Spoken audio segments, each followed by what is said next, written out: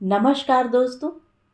कहानियों की श्रृंखला में आज सुनेंगे सुप्रतिष्ठित एवं बहुमुखी प्रतिभा की धनी कात्यायनी सिंह की कहानी मकड़जाल। तो आइए सुनते हैं कहानी।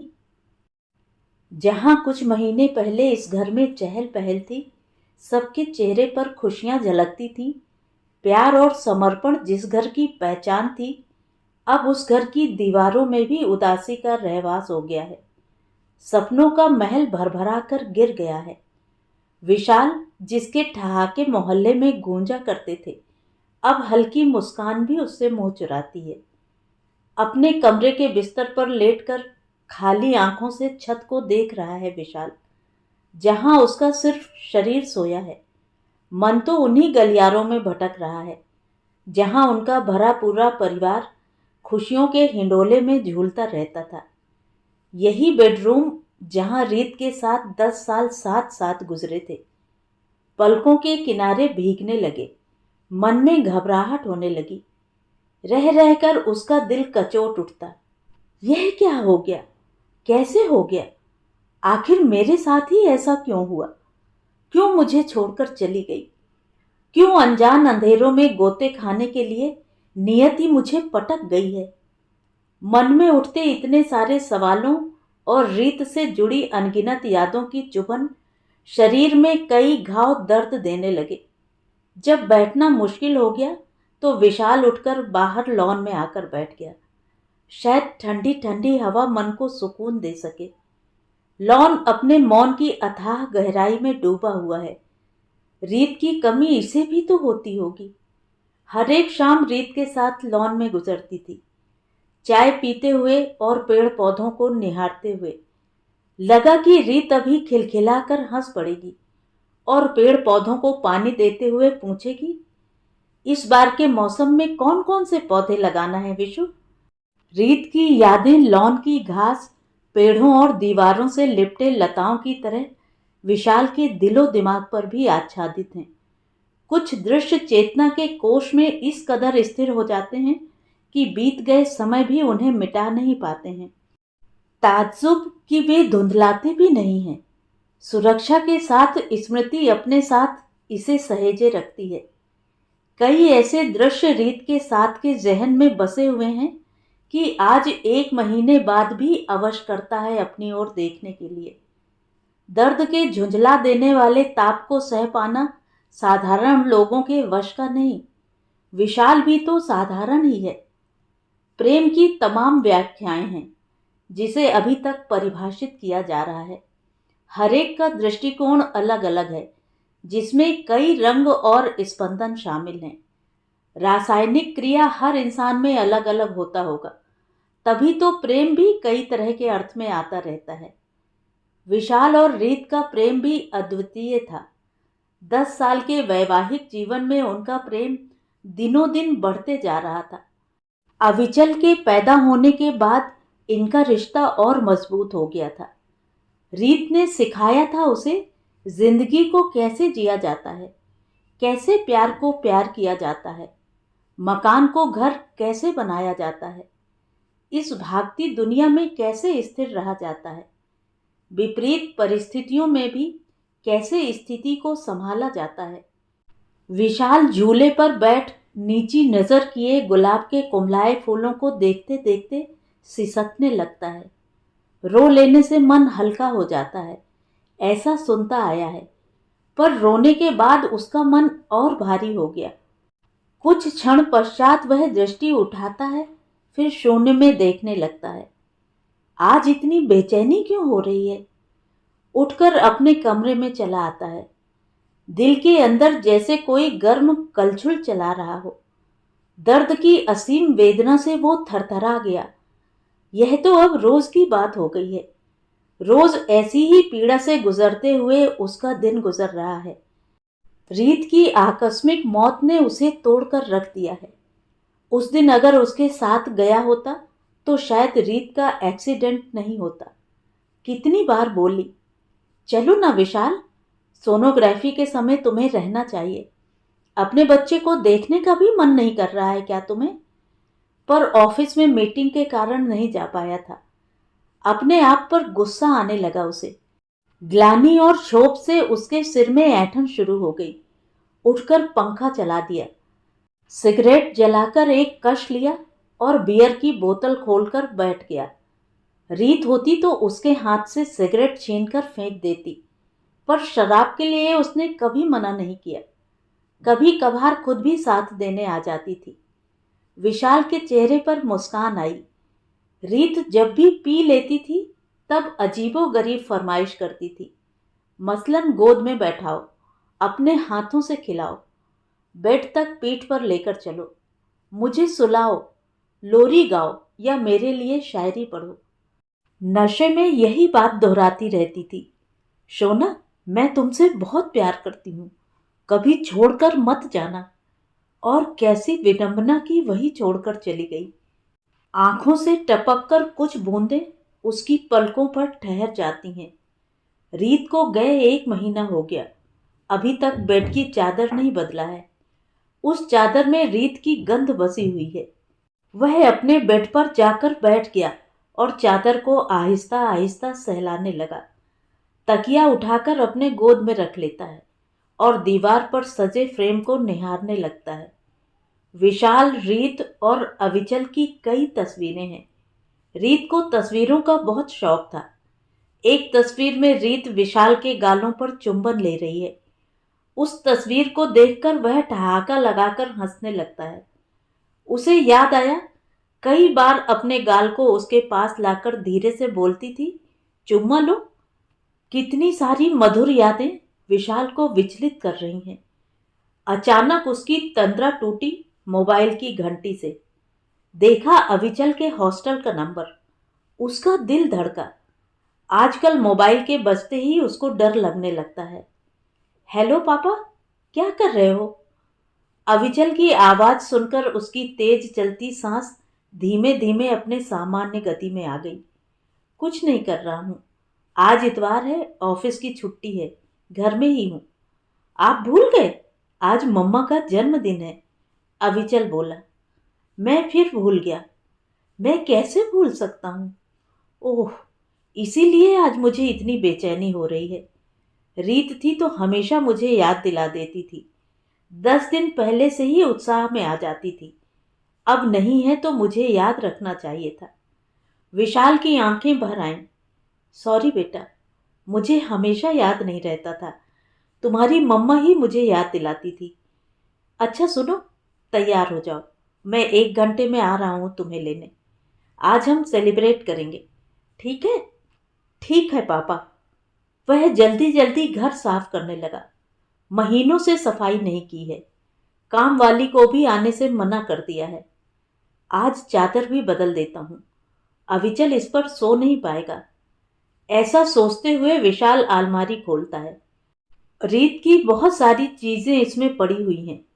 कुछ किताबें, कपड़े, अधखुले उपहार, फोटो एल्बम, गहने। वह उन्हें प्यार से छूता है, फिर कपड़ों के नीचे से चादर निकालता है। चादर के साथ कुछ कपड़े नीचे गिर जाते हैं। उसे झुंझलाहट होती है। अभी समय नहीं है और एक काम और बढ़ गया। जल्दी जल्दी कपड़े उठाकर अलमारी में रखता है कि तभी एक डायरी उसके पैरों के पास आकर गिरती है। वह उसे उठाता है। डायरी खोलते ही खूबसूरत अक्षरों में लिखा होता है, रीत की जिंदगी। उसे आश्चर्य होता है, रीत डायरी भी लिखती थी। उत्सुकतावश डायरी के पन्ने पलटने लगता है। अधिकांश पन्ने खाली हैं। एकाध पन्ने पर लिखा होता है, आज का दिन अच्छा रहा, आज अविचल की बहुत याद आई। वो मुस्कुराते हुए डायरी बंद करने लगता है कि तभी उसकी निगाह लाल रंग की स्याही से लिखे एक मोबाइल नंबर पर पड़ती है। नंबर? वो उसे कुछ देर देखता है, याद करने की कोशिश करता है कि किसका नंबर हो सकता है, पर उसकी जानकारी में यह नंबर नहीं है। अभी कुछ सोच पाता कि मोबाइल की घंटी फिर बजी। डायरी को वहीं टेबल पर रखकर वह मोबाइल पर बात करने लगता है। फोन उसके दोस्त का है। बात करते करते काम भी निपटाते जा रहा है। इस बीच उसे कई बार नंबर की याद आती है। कोशिश करता है कि इस बात को नजरअंदाज करे, पर वह तो जिद्दी बालक जैसा उसके मानस पर छाते जा रहा है। सफाई करके वह तैयार होता है और अविचल के हॉस्टल जाकर उसे घर ले आता है। रास्ते में रुककर केक और अविचल के पसंद का खाना भी लेते आता है। दोनों मिलकर केक काटने की तैयारी करते हैं। चाकू से जैसे ही केक काटता है विशाल, उसे रीत का कटा चेहरा दिखाई देने लगता है और तभी डायरी का नंबर भी उसकी आंखों में घूमने लगता है। कभी कटा चेहरा तो कभी नंबर। उसे चक्कर आने लगता है। वो घबराकर पीछे हट जाता है। पापा, पापा क्या हुआ आपको? कुछ नहीं, चक्कर आ गया है। तुम केक खाओ, तब तक मैं थोड़ा लेटना चाहता हूँ। 10 मिनट बाद खाना खाया जाएगा। विशाल अपने कमरे में जाकर बेड पर लेट जाता है। उसे वह नंबर फिर याद आता है। रीत का मोबाइल खोलता है और उसमें नंबर खोजता है। उसमें भी नहीं है। आखिर यह नंबर है किसका? सोचते सोचते लगा उसके दिमाग की नस फट जाएगी। पापा चलिए खाना खाने, मुझे भूख लगी है। विशाल अपने बच्चे के सामने कमजोर नहीं पड़ना चाहता है। वह उसके साथ खाना खाने लगता है। रात के दूसरे पहर नींद में वो देखता है रीत किसी से फोन पर बात कर रही है। उसके चेहरे पर मुस्कान है। तृप्ति से भरी हुई रीत की आंखों में चमक है। वह देखता है पर कुछ सुन नहीं पाता है। कोशिश करता है उसके पास जाने की, पर उठ नहीं पाता है। बेचैन होता आवाज देना चाहता है, पर कंठ अवरुद्ध हो गया है। पापा, पापा क्या हो गया है आपको? उठिए, मुझे डर लग रहा है। आंखें खोल वह चारों तरफ देखता है आश्चर्य से। फिर यह एहसास कि यह तो सपना है। यंत्रचालित जैसा अविचल के सिर पर थपकी देकर सुलाने लगता है। 10 वर्षों के वैवाहिक जीवन में उसे पहली बार अपनी पत्नी पर शक हो रहा है। यह हो क्या रहा है उसे? बगैर कुछ जाने ऐसे कैसे रीत पर शक कर सकता है? कल इस नंबर पर फोन करके पता लगाएगा आखिर है किसका नंबर। शक की अजीब बात यह है कि यह यकीन की जगह ले लेता है। जहां प्यार था वहां सवाल खड़े हो जाते हैं। जहां भरोसा था वहां डर आकर बस जाता है। एक छोटी सी गलती, एक अनकही बात और बस दिल में एक अजीब सा संदेह घर कर लेता है। दूसरे दिन विशाल अविचल को हॉस्टल छोड़कर ऑफिस आ जाता है, पर उसका दिमाग उसी नंबर पर ठहरा हुआ है। उसका किसी काम में मन नहीं लग रहा है। बहुत कोशिश के बाद भी वह अपने दिमाग से नंबर नहीं हटा पा रहा है। सिर की एक एक नस जैसे बगावत कर रही हो कि आज दर्द देती ही रहेगी। जब दर्द असहनीय हो गया, छुट्टी लेकर वह घर आ जाता है। एसी चलाता है और सिगरेट जलाकर सोफे पर बैठ जाता है। मन विचलित है। कभी सोचता है इस नंबर पर फोन करूं, कभी सोचता है रहने दो। मोबाइल में नंबर डायल करता है, फिर तुरंत काट देता है। उसकी हिम्मत टूटने लगती है। क्या करे, कुछ समझ नहीं आ रहा। दिल कहता है रीत पर कैसे और क्यों शक कर रहे हो, और दिमाग कहता है तुम्हारी जानकारी के बगैर यह नंबर रीत की डायरी में क्यों है। बार बार यह ख्याल उसे खींचता है कि स्वयं उसकी पत्नी ने उसे अपना विश्वास पात्र बनाना उचित क्यों नहीं समझा। विशाल कल्पना भी नहीं कर पा रहा है कि रोजमर्रा की दैनिक जिंदगी के साथ साथ वह एक दूसरी जिंदगी भी जी रही थी। शक की कील उसके दिल में गहरी धंसती जा रही है। मन को मजबूत करके वह उस नंबर पर फोन करता है। उधर से पुरुष की आवाज आती है। थोड़ी देर विशाल चुप रहता है। उसे संभलने में क्षणिक वक्त लगा। मैं विशाल बोल रहा हूं, आप कौन बोल रहे हैं? विशाल की आवाज और हाथ पैर कांप रहे हैं। उसको लग रहा है कि वह चोरी कर रहा है। मैं कैलाश बोल रहा हूं, गाजियाबाद से। जी, आप क्या करते हैं और गाजियाबाद में कहाँ रहते हैं? मैं लेखक हूँ, गाजियाबाद में सेक्टर 11 में रहता हूँ। आप रीत को जानते हैं? वह मेरी पत्नी है। 1 महीना पहले सड़क दुर्घटना में उसकी मृत्यु हो गई है। नहीं, मैं इस नाम की किसी भी महिला से परिचित नहीं हूँ। पर आपका नंबर उनकी डायरी में है। यह कैसे संभव है कि आप उन्हें नहीं जानते हो? विशाल की आवाज अब कठोर होने लगी थी। मैं एक लेखक हूँ और लेखक का नंबर किसी के पास भी हो सकता है। पत्रिकाओं में रचनाओं के साथ नंबर भी होता है। हो सकता है उन्होंने मेरा कुछ लिखा पढ़ा हो और नंबर दर्ज कर लिया हो। अब मैं रखता हूँ। फोन कट होने के बाद विशाल कुछ निश्चिंत होता है। रीत को साहित्य में रुचि थी। वो किताबें पढ़ा करती थी।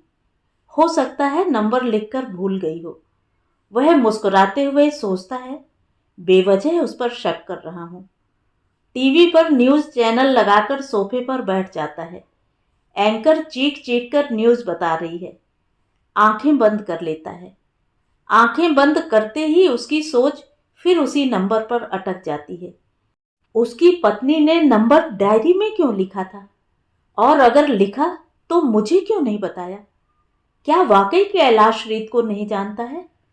क्या कभी दोनों ने बात नहीं की है? उसे बेचैनी होने लगती है। वह उठता है, बैग में जरूरी सामान और कपड़े रखता है। ड्राइवर को गाजियाबाद चलने के लिए कहता है। रास्ते भर बेचैनी में पहलू बदलता रहा।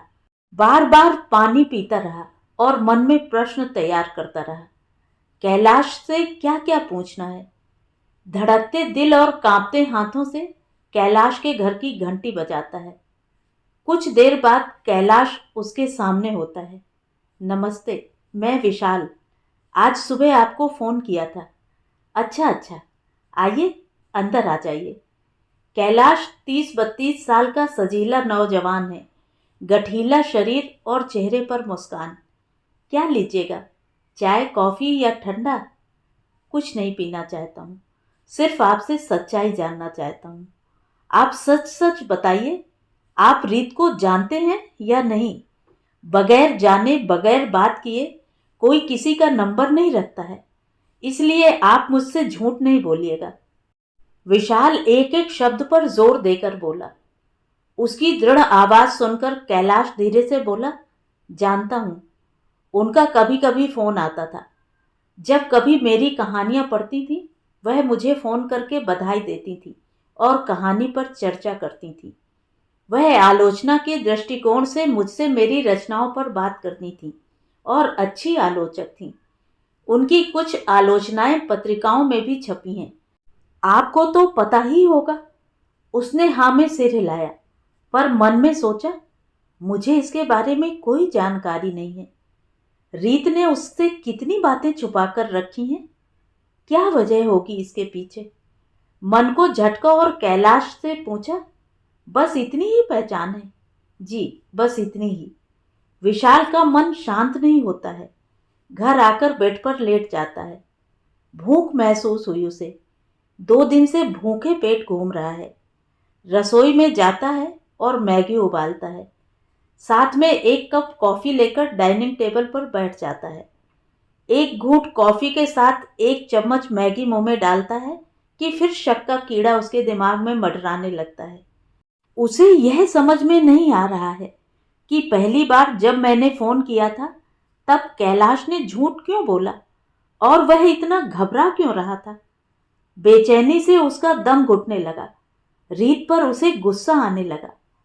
उसे यह बात काफी नागवार जान पड़ी कि खुद उसे रीत के बारे में कुछ मालूम नहीं है। उस रात से पहले तक वह और रीत एक ही कमरे में सोते थे, प्रेम करते थे और इसी कमरे में कुछ ऐसी चीजें थीं जो उसके लिए रहस्य थीं। रात भर बेचैन इधर से उधर टहलता रहा और दूसरे दिन सुबह रोज की तरह ऑफिस गया, पर वहां भी उसका मन नहीं लगा। छुट्टी लेकर घर आ गया। किताब ली कि पढ़कर दिमाग को कुछ शांत कर ले, पर उसमें भी रीत और कैलाश का अक्स उभर आया।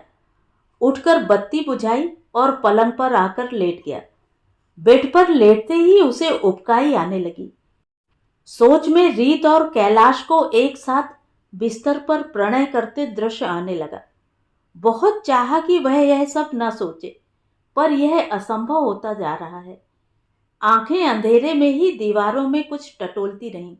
ऐसे 2 घंटे गुजर गए, पर पलकें झप नहीं रही थीं। ऐसे ही कुछ और समय गुजरा होगा। हौले हौले पलकें मूंदने लगीं। सुबह का उजाला फैल गया है। रात खिड़की खुली रहने से धूप बिस्तर तक आने लगी। उठा, वक्त देखा, 10:30। हद है, आज फिर ऑफिस के लिए देर हो गई। क्या यही मैं हूं या फिर दूसरा हो गया हूं जिसे रात नींद नहीं आती है? भीतर हर समय संशय उठता रहता है। कभी कभी रीत की यादें बेचैन करती हैं, तो कभी शक के कारण उसकी यादों से दूर भागने का मन होने लगता है। आंखें अभी भी अधमुंदी ही हैं। हाथ बढ़ाकर टेबल पर से मोबाइल उठाया। अविचल से कुछ देर बात की। यह उसका प्रतिदिन का काम है।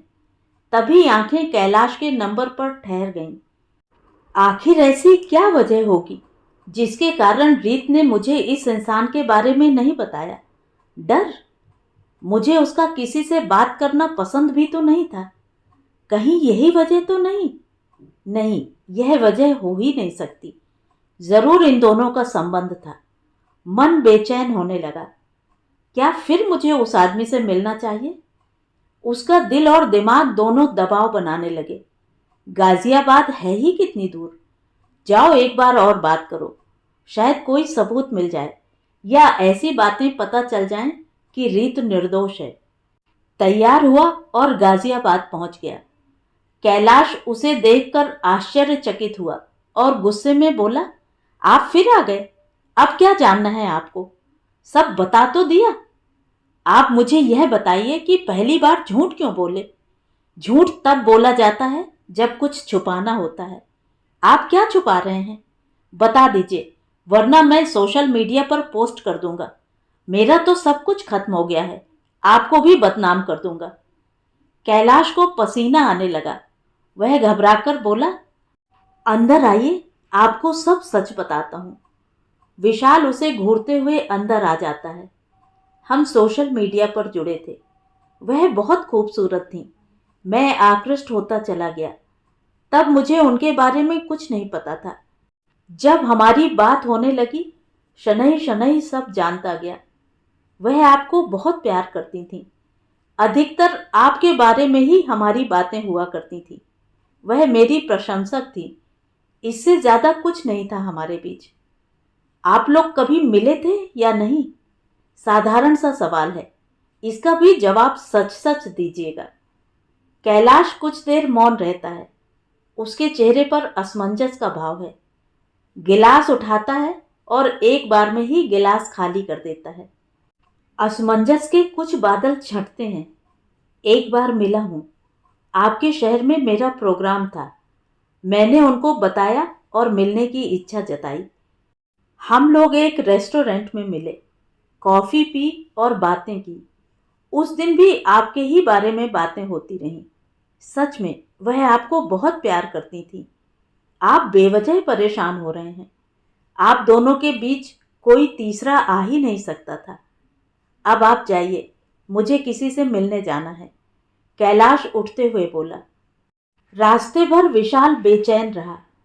उसे लगा, रीत के लिए क्या मैं पर्याप्त नहीं था? उसे दूसरे मर्द की जरूरत क्यों हुई? अगर उसका मन सात्विक था तो उसने यह बात क्यों छुपाई? घर आकर उसने हर छोटी से छोटी चीज को उलट पलट कर देखा, कोने कोने की तलाशी ली। कोई चीज ऐसी नहीं है जो उसके हाथों से बची रह गई हो। कुछ भी नहीं मिला जिससे विश्वास और अविश्वास की कड़ी तोड़ी जा सके। आंखों के आगे रीत और कैलाश के संबंध का परिदृश्य आता जाता रहा। अंतरंग दृश्य की कल्पना मात्र से विशाल टूटने लगा। शराब की कई बोतलें खाली कर चुका है, पर नशे में डूबने के बावजूद रीत, नंबर और कैलाश को भूल नहीं पा रहा है। बेचैनी से बचने के लिए वह नींद की गोलियां खाकर सो गया। सुबह 10 बजे उसकी नींद खुली। खुलते ही बेचैनी उस पर हावी होने लगी। तभी उसके मोबाइल पर ऑफिस से फोन आता है। फोन उसके बॉस का है। विशाल, आज ही आपको जबलपुर जाना है। साथ में मेनका भी रहेगी। फ्लाइट शाम 5 बजे है। आप तैयारी कर लीजिए। विशाल कॉफी बनाता है और साथ में सैंडविच। कॉफी के साथ सैंडविच निगलकर नहाने चला जाता है। इस बीच इसके दिमाग में काम से संबंधित बातें चलती रहीं। सूटकेस में कुछ कपड़े और जरूरी कागजात डालते तैयार होते 1 बज गया। वह ऑफिस के लिए निकल गया। गाड़ी में गाना लगाया और गुनगुनाते हुए सोचा, अब रीत और कैलाश के बारे में मुझे कुछ नहीं सोचना है। अब अपनी जिंदगी जीना है। मेनका के साथ समय अच्छा गुजरेगा। जबलपुर 3 दिन 3 रात काम में गुजरा। उसमें रात में 3-4 घंटे फुर्सत मिलती। थका तन और मन बेड पर सोने को विवश कर देता। मीटिंग बहुत ही अच्छी रही। आज मेनका का मन हुआ शॉपिंग करने के लिए और मूवी देखने के लिए। विशाल भी रिलैक्स होना चाह रहा था। दिन भर शॉपिंग, मूवी और भेड़ा घाट घूमने में गुजर गया। आज वाकई विशाल को सब कुछ अच्छा लग रहा है। शाम 7 बजे मेनका को ड्रिंक के लिए इनवाइट किया। रात 8:30 मेनका उसके कमरे में आती है। दोनों के लिए पैक बनाती है। विशाल चिप्स और काजू के पैकेट खोल लेता है। पीते हुए कब रात 11 बज गया दोनों को पता नहीं चला। नशे के कारण मेनका उठने की स्थिति में नहीं थी। उसने नशे में लड़खड़ाते हुए कहा, मैं खड़ी नहीं हो पा रही हूँ विशाल, मुझे वॉशरूम जाना है। विशाल उसे पकड़कर वॉशरूम ले जाता है। वापस लाकर अपने बेड पर उसे सुला देता है। मेनका की आंखों में आमंत्रण देखकर विशाल कुछ संकोच में हुआ। रीत की याद आई और उससे बेवफाई करने के लिए मन बगावत करने लगा। हालांकि पहले भी कई बार ऑफिशियल टूर के दौरान लड़कियों से दैहिक संबंध बना लेता था। वह मेनका के बगल में लेटकर उसका सिर सहलाने लगा।